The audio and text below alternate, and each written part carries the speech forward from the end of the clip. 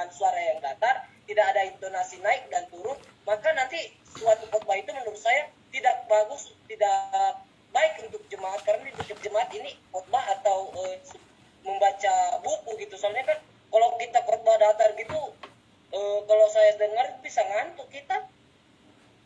Bahkan nggak masuk ke dalam hati kita karena itu datar tadi secara penjelasannya.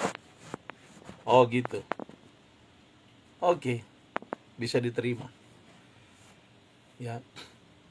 Jadi harusnya kalian ketika dengar khotbah tadi jangan langsung dipikirkan kayak jawaban kamu tadi. Kayak dengar Pak Gilbert khotbah waktu saya sampaikan khotbah pendek tadi itu. Wah. Gitu loh. Artinya ya saya gitu. Ya. Tapi paling tidak luar biasa juga Krisman punya ulasan tadi. Ya, bagus gitu loh. Ya, terima kasih Krisman. Ya, kamu sudah orang yang keberapa itu yang mengatakan Bapak seperti Pak Gilbert kalau berkhotbah. Ya, dia senior saya, panutan saya, wah Pak Gilbert Lumendong itu. Karena sama-sama kami di GBI, dia pimpinan saya di PI juga ya, PI Sinoda. Nah, seperti itu. Nah, jadi saya sedang mempraktekkan bagaimana dalam mengartikan nats tersebut. Jadi perihal ini, pembahasan kita ini unik sekali tau. Ya, unik banget karena sesudah mencari nats dan sesudah menemukan nats. Waktu mencari atau menemukan nats, bagaimana mencari menemukan nats, dan yang kedua ini sesudah menemukan nats. Ini penting sekali. Kenapa saya katakan penting? Karena begini. Kalian harus bisa mengkhotbahkannya terlebih dahulu. Ya, pada diri kalian ketika sudah menemukan ini. Ingat, waktu mencari konteks ayat, latar belakang itu dari hari Senin, Selasa, Rabu, Kamis, Jumat. Sabtu itu sudah pada meditasi akhir. Masih ingat? Masih ingat nggak di homiletika 1? Halo? Lores masih ingat nggak? Jawab dulu. Lupa ingat, Pak. Kok lupa ingat gimana sih? Ya, kan belum terlalu lama kalian di homiletika 1. Ya, bagaimana kalian menemukan nats? Nah, sesudah menemukan nats atau ayat teks Alkitab, apa arti dari nats tersebut? Nah, saya sudah khotbahkan tadi. 1 Korintus 6 ayat 13 tadi itu. Bahwa makanan untuk perut dan perut untuk makanan. Tetapi tubuh bukan untuk percabulan dan seterusnya. Jadi ada lompatan-lompatan konteks di dalamnya. Ya. Nah, ini harus bisa dipahami secara maksud ayat itu. Gitu ya. Apa artinya untuk jemaat? Jadi dikatakan bahwa hai jemaat, ya. Hidup ini bukan untuk melulu mencari makanan atau kita mengikatkan diri pada percabulan. Tubuh kita ini bukan untuk percabulan, bukan untuk dosa, tetapi untuk Tuhan. Maka firman Tuhan katakan tubuh untuk Tuhan, Tuhan untuk tubuh. Apa artinya? Ditafsirkan dulu. Ya, bahwa kita ini adalah ciptaannya, bahwa kita ini adalah makhluk yang termulia. Kita manusia yang diciptakan Tuhan, ada moral, ya, ada akal, ada hati nurani dan seterusnya. Ya. Jadi kita bisa juga berselancar asal tidak terlalu jauh, kita bisa diarahkan ya oleh ayat tersebut. Kemudian kita menggali secara eksegesis dan kita bisa mengarahkan jemaat dengan ayat tersebut. Perhatikan kalimat ini. Ayat tersebut mengarahkan kita untuk penggalian-penggalian secara mendalam untuk menafsirkannya. Setelah kita dapat semua artinya, ya, bagaimana kita menafsirnya, kemudian kita bawa keluar, kita daratkan kepada jemaat, kita arahkan jemaat dengan ayat tersebut. Itu loh. Itulah maksudnya. Bagaimana penerapannya kepada jemaat? Bahwa jemaat diwajibkan oleh firman Allah yang kita bahas ini, diwajibkan untuk mempersembahkan tubuhnya untuk kemuliaan nama Tuhan. Coba kalian baca 1 Korintus 6 ayat 20. Ayat 20. 1 Korintus 6 ayat 20, demikian kebenaran firman Tuhan. Sebab kamu telah dibeli dan harganya telah lunas dibayar, karena itu muliakanlah Allah dengan tubuhmu. Sebab tubuhmu bahwa kita sudah lunas dibayar. Oleh karena itu apa? Muliakan Tuhan dengan muliakan Tuhan dengan tubuh kita. Nah, itu loh. Artinya ada hal-hal yang tidak boleh kita lakukan yang berhubungan dengan dosa. Karena kita ini sudah dibeli dan sudah lunas dibayar. Tahu nggak harga kita itu berapa? Bayaran kepada kita itu apa? Darah Yesus, Pak. Yes, nyawa Yesus, darah Yesus. Terima kasih Krisman. Jadi bukan uang. Kita dibayar bukan pakai uang. Kita dibeli bukan pakai uang. Tapi kita sudah dibayar dengan darah Kristus. Wah, itu jemaat itu langsung tuh. Jadi hari ini saya mau katakan kepada jemaat Tuhan. Kalau kita mempersembahkan tubuh kita untuk kemuliaan nama Tuhan, maka penghargaan, respect kita setinggi-tingginya kita berikan kepada Tuhan Yesus Kristus. Karena kenapa? Karena saya dan saudara bukan dibeli dengan uang, tetapi dengan darah Kristus, dengan nyawa Kristus yang seharusnya kita ada di sana oleh karena dosa dan kelakuan-kelakuan kita yang tidak berkenan kepada Tuhan. Tetapi ketika dia datang, dia turun ke dunia ini berinkarnasi menjadi manusia. Tujuannya adalah untuk mengembalikan saya dan saudara kepada habitat kita yang asli, yaitu keluarga kerajaan Allah yang sudah tercerai-berai oleh karena tipu muslihat iblis, sehingga kita menjadi pengikut iblis, masuk dalam keluarga kerajaan iblis. Dan pada akhirnya Yesus membeli, Yesus membayar lunas saya dan saudara dengan dia menyelesaikannya di kayu salib. Salib itu adalah kemenangan kita. Salib itu adalah kekuatan kita. Salib itu mengingatkan kita bahwa semua sudah diselesaikan oleh Yesus Kristus di kayu salib dengan dia berkata, Tetelestai, sudah selesai. Kita diselamatkan, kita dimenangkan, dan diberikan jaminan daripada Tuhan Yesus Kristus. Oleh karena itu, saudara-saudaraku jemaat Tuhan, persembahkanlah tubuhmu untuk kemuliaan nama Tuhan.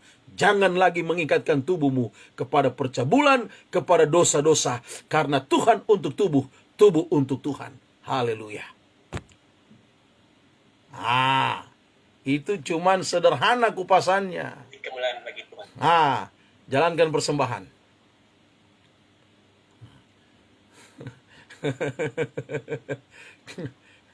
Kalian senang ya dengar-dengar khotbah gratis begini ya? Bahagia, Pak, bahagia. Oh, bahagia. Haleluya. Haleluya. Kemuliaan bagi Tuhan. si Kesa cuman itu aja, beri kemuliaan bagi Tuhan. Beri kemuliaan bagi Tuhan. Winca yang ngajarin begitu, Pak. Siapa? Winca yang ngajarin. Oke. Nah, itu yang sekarang syarat-syarat yang disebut syarat-syarat pada umumnya ya.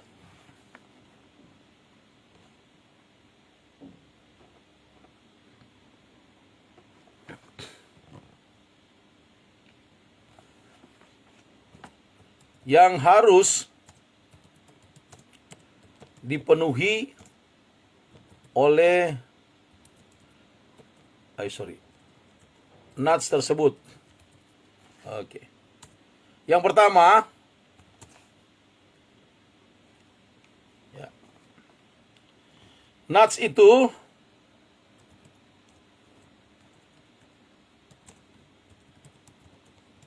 ya, nats hendaknya merupakan keutuhan bulat, ya.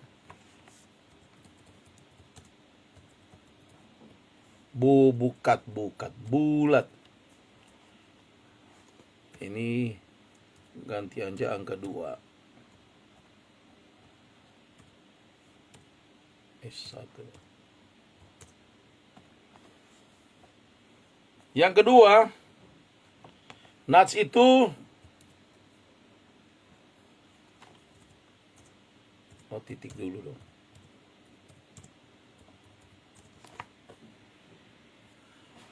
Ya.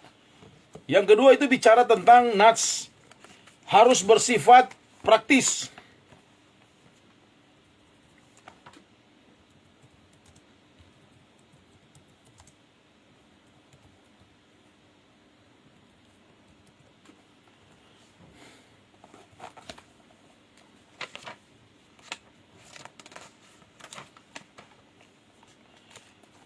Yang ketiga, nats harus jelas.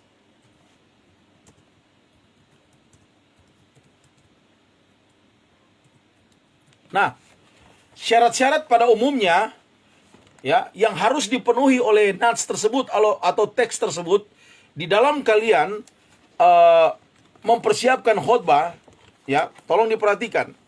Ya. After atau sesudah kalian menemukan nats, ya, ada syarat-syarat umum yang harus kalian temukan atau asas-asas yang harus terpenuhi oleh nats tersebut. Ya. Jadi nats itu hendaknya dia harus dalam keutuhan yang bulat. Jangan terpisah-pisah. Ya.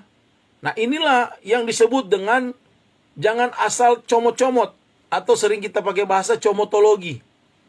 Ya. Jadi teks itu harus bulat, harus utuh.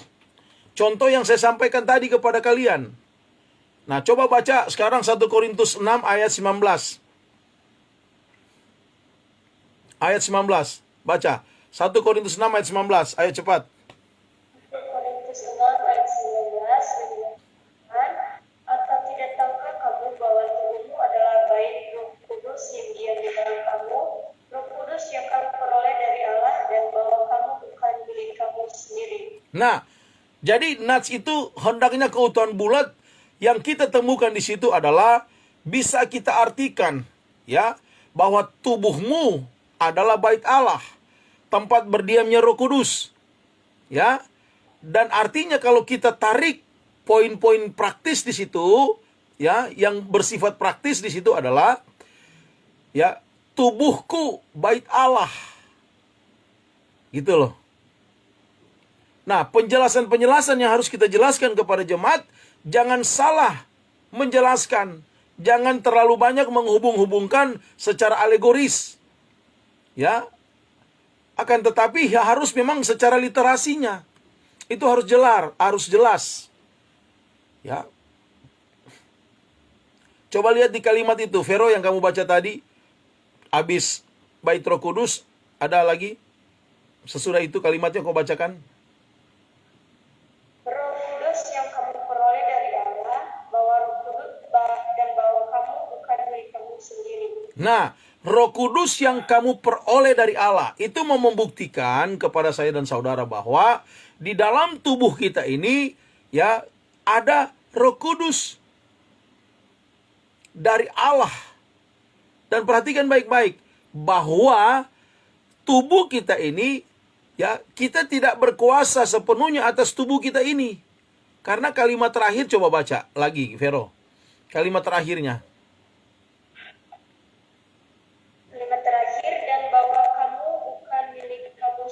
Ya, dan bahwa kamu bukan milik kamu sendiri. Nah, coba sekarang, ya, apa maksud hal tersebut? Coba Vero, coba kamu langsung jelaskan.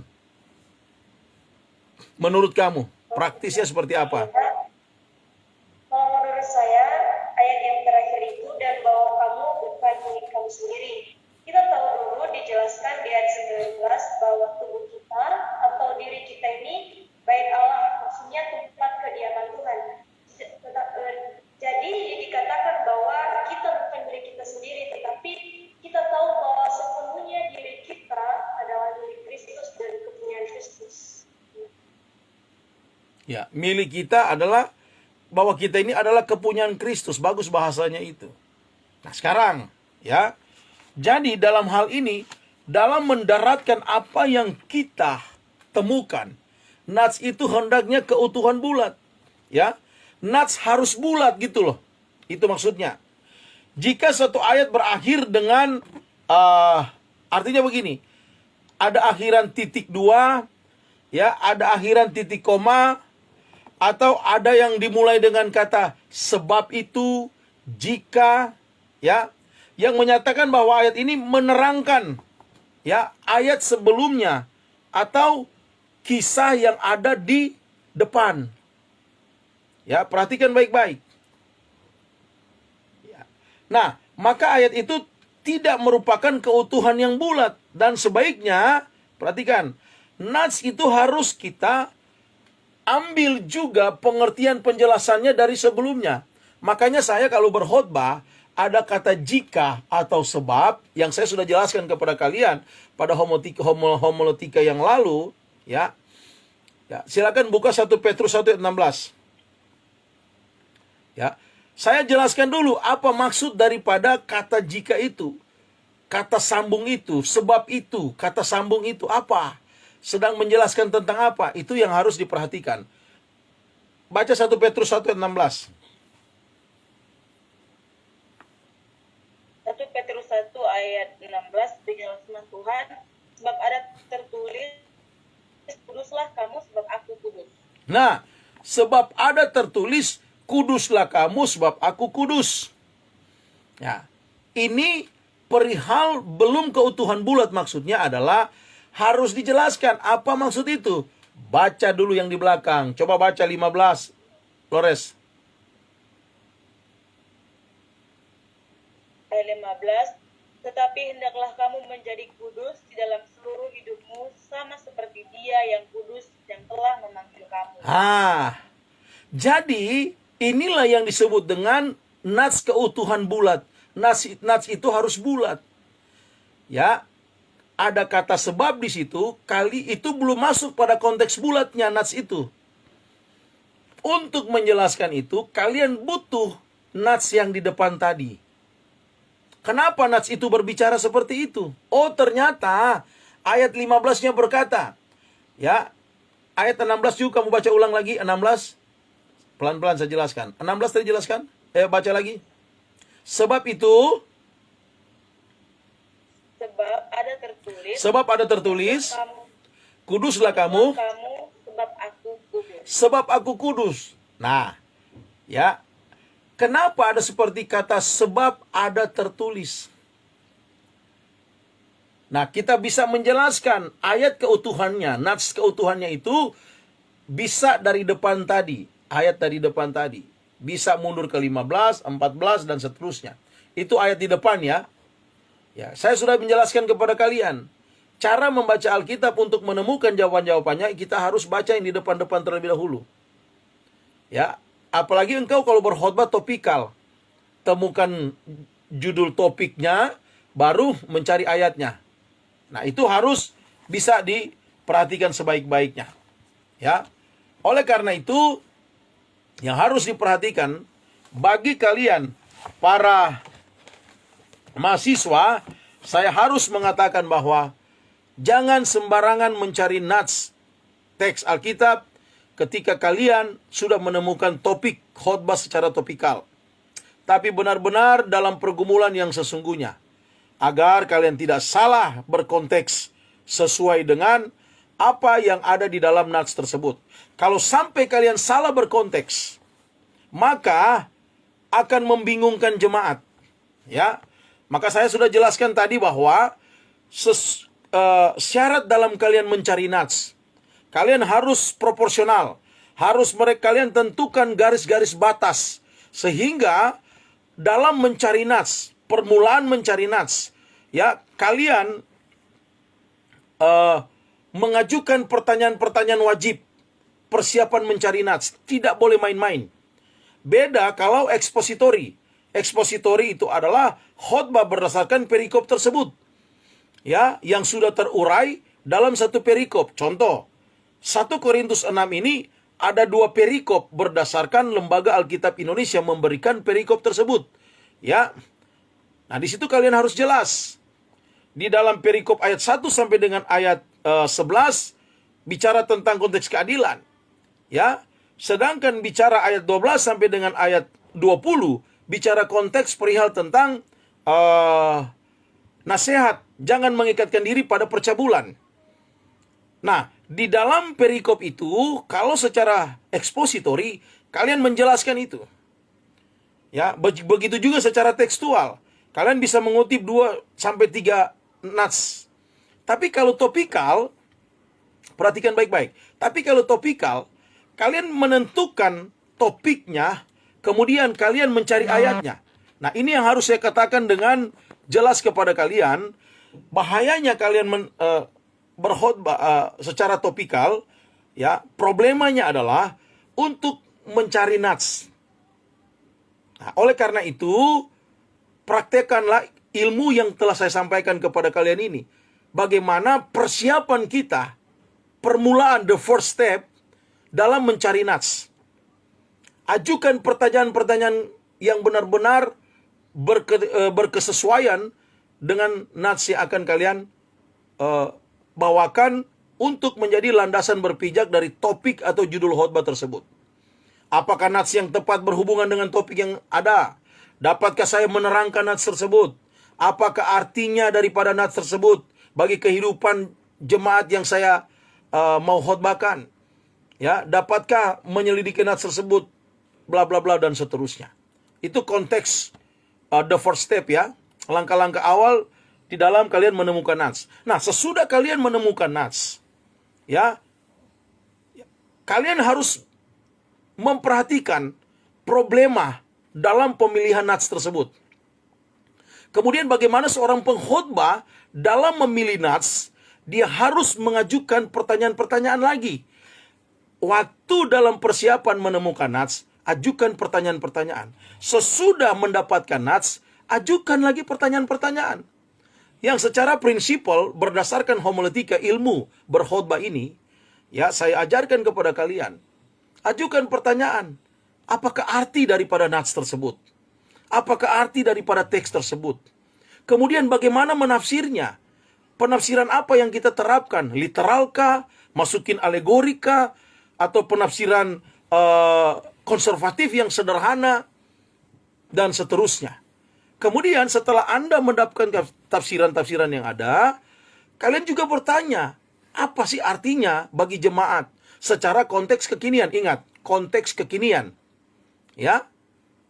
Tetapi jangan lupakan konteks aslinya. Latar belakang mewajibkan para pengkhotbah untuk menemukan latar belakang daripada ayat tersebut. Contoh, yang saya bacakan tadi 1 Korintus 6 ayat 12 sampai dengan 20, perihal tentang nasihat terhadap percabulan. Jangan mengikatkan tubuhmu kepada percabulan. Ya. Ayat 13 saya sudah jelaskan kepada kalian tadi. Bagaimana kalian menemukan arti. Karena di ayat 13 itu sangat kaya pengertian yang luar biasa. Ada 3 hal praktis yang bisa kalian temukan. Yang pertama kan dikatakan bahwa makanan untuk tubuh, tubuh untuk makanan. Tetapi kedua-duanya itu akan binasa, dibinasakan oleh Allah. Kemudian kalimat berikutnya seolah-olah tidak nyambung. Karena kalimat berikutnya, tubuh bukan untuk percabulan. Apa kaitannya dengan makanan untuk tubuh, tubuh untuk makanan, tapi kedua-duanya akan dimusnahkan oleh Allah. Kemudian disambung dengan kalimat, tubuh bukan untuk percabulan, tapi tubuh untuk Tuhan dan Tuhan untuk tubuh. Jadi ada 3 konteks di dalamnya. Ini dulu yang kalian harus artikan sebelum kalian sampaikan kepada jemaat. Dan apa konteks artinya sesuai dengan keadaan jemaat. Nah, gitu loh. Jadi kalian akan berselancar dengan luar biasa di dalam ayat tersebut, di dalam teks tersebut, di dalam nats tersebut, sebelum kalian sampaikan kepada jemaat. Dan kemudian dikunci dengan bagaimana penerapannya kepada jemaat. Ingat perkataan tadi saya bahwa seorang pengkhotbah harus dituntun oleh teks, oleh nats tersebut. Setelah dia dituntun oleh nats tersebut, dia mencari arti, dia menafsirkan, kemudian dia keluarkan secara eksegesis, dia daratkan kepada jemaat untuk menuntun jemaat sesuai dengan teks tersebut. Jadi yang lebih dulu harus dituntun adalah pengkhotbahnya. Di dalam dia menemukan arti sesungguhnya daripada ayat tersebut. Dan kemudian dia jabarkan, mengejawantahkannya kepada jemaat. Untuk menuntun jemaat bagaimana penerapan kepada jemaat hidup berdasarkan konteks Alkitab tersebut. Nah, seperti itu. Keberhasilan seorang pengkhotbah adalah dua hal yang saya sampaikan. Pertama, before menemukan nats. Bagaimana kalian, ya, langkah-langkah kalian untuk menemukan nats tersebut? Persiapannya seperti apa? Kemudian, setelah menemukan nats, apa langkah selanjutnya yang harus kalian lakukan? Saya sudah jelaskan tadi. Ya. Jadi betapa penting hal-hal konkret ini yang harus dikonkretkan saat kalian berkhotbah. Ya. Temukan artinya. Tafsirkan seperti apa. Kemudian artinya bagi jemaat bagaimana. Dan khususnya penerapan kepada jemaat yang berkonteks kekinian. Atau yang sering kita sebut dengan kontekstualisasi. Jangan jemaatnya modelnya begini, kita khotbahnya modelnya begini. Jadi nggak nyambung. Gitu loh. Jaka sembung naik ojek. Nggak nyambung Jack. Nah gitu loh. Ya, jadi jangan sampai itu terjadi. So, saya mengingatkan kalian bahwa ketika kalian berada pada suatu situasi yang sudah istilahnya mentok, ya, terapkanlah keilmuan homiletika ini dengan benar. Khususnya persiapan awal mencari nats dan sesudah menemukan nats. Ada hal-hal konkret di situ yang saya jelaskan kepada kalian. Terapkanlah itu. Dan saya percaya kalian tidak akan sembarangan. Kalian tidak akan semau-semaunya gue. Tetapi kalian akan berdasarkan konteks nats tersebut. Saya lakukan sampai dengan saat ini. Saya seorang pengkhotbah. Ya, saya seorang dosen yang mengajarkan khusus ilmu berkhotbah. Saya tidak pernah mengkhianati apa yang saya ajarkan. Saya selalu berkonteks. Karena itu baik.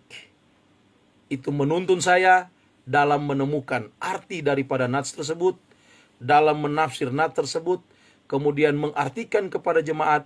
Sampai mengerucut kepada penerapan secara konkret kepada jemaat. Untuk menuntun jemaat sesuai dengan ayat-ayat Alkitab. Begitu. Ya, oke. Nanti di pertemuan ke-6 nanti kita akan pertemuan minggu depan, pertemuan ke-6 akan praktek, ya, berdasarkan judul-judul khotbah yang saya sudah berikan kepada kalian untuk kalian praktekkan. Setiap orang diberikan waktu, ya, ada limit time yang saya berikan.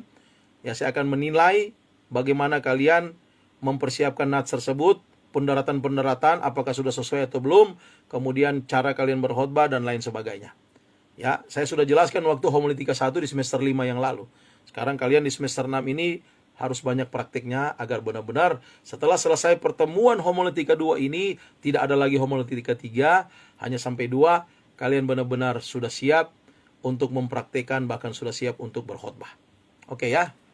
Oke, sebelum kita tutup kita ada ngobrol dulu sebentar. Yang penting-penting saya mau tutup dulu ini di Facebook, ya. Baik teman-teman Facebooker ya. Oi, salam. Tuhan memberkati juga Pak pengacara Ferry Febri Mewengkang SHMH. Tuhan berkati, brother. Terima kasih. Mantap.